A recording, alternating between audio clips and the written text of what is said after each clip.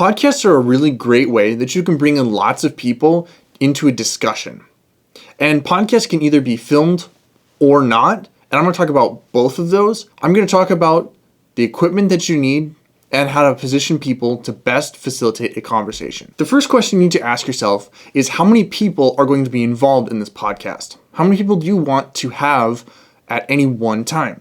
This will determine how many microphones you need, how to set up your cameras, as well as what kind of audio interface you get, which I will be talking about in this video. When doing a podcast, the biggest thing is everyone needs to be able to contribute, which means that everyone has to be able to see each other. And the best way to do this really is to have everyone sitting at a table. This is why you see a lot of podcasts at tables.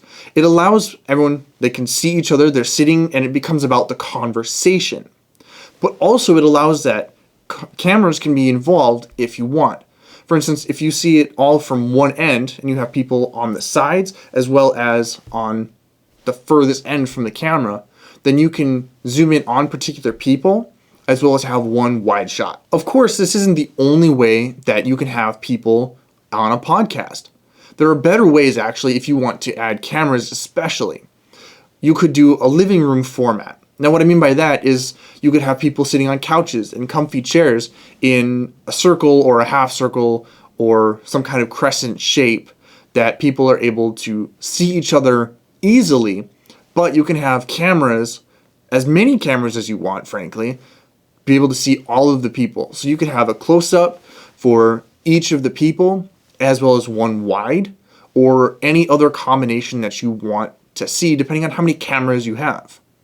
And it can be a really easy way also if you have like end tables and it looks like a living room. It tends to look a little bit more personal. Next, we need to talk about what an audio interface is. It's actually a pretty simple concept. Basically what it does is it takes the input from a microphone, is able to boost the signal, digitize it, and send it to your computer software. When you're looking for an interface, the general idea is that you need an input for each of the microphones that you're going to be running at any one time. Now I say microphones instead of people that you have because you may one day decide you want to have more microphones included in your podcast. When you get a higher quality interface, you're yes going to spend more money, but you're also going to get better preamps. Now what preamps do is they're the things that actually boosts the signal. When you get better preamps, typically what you're going to get out of it is you're going to get a cleaner sound out of it. Have you ever taken your phone and just turned it all the way up to hear something that was happening in the background? All of a sudden it started being really noisy. Basically that's what a preamp is trying to do, but it's going to try to get rid of some of that excess noise. And this is what modern preamps are going to do. If you've ever been in the recording industry or know anything about the recording industry, then you would know that old preamps are really sought after because of their unique tone qualities. You don't want something like that.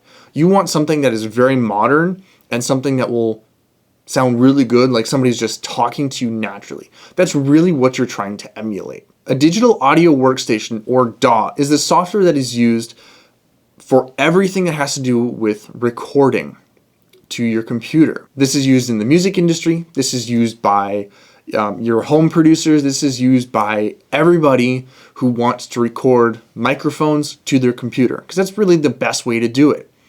Yes, you can record to tape, but not a lot of people have the money or the facilities to be able to do that. And frankly, doesn't make any sense if we're talking about a podcast. When you buy an interface, typically they come with DAWs.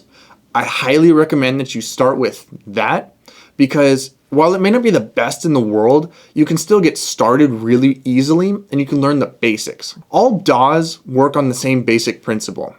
You need to be able to cut, paste, EQ, which is accentuating or getting rid of frequencies, and apply some basic effects like reverb or delay. And many will have this stuff built in. In fact, they all should have something of this built in, even if you start with a low level one. And when you start on a low level one, you start learning the skills and you can start doing research and understanding what you want out of a higher quality DAW. That's it for me. I hope you enjoyed the video. I hope you learned something, and I hope you have a good day.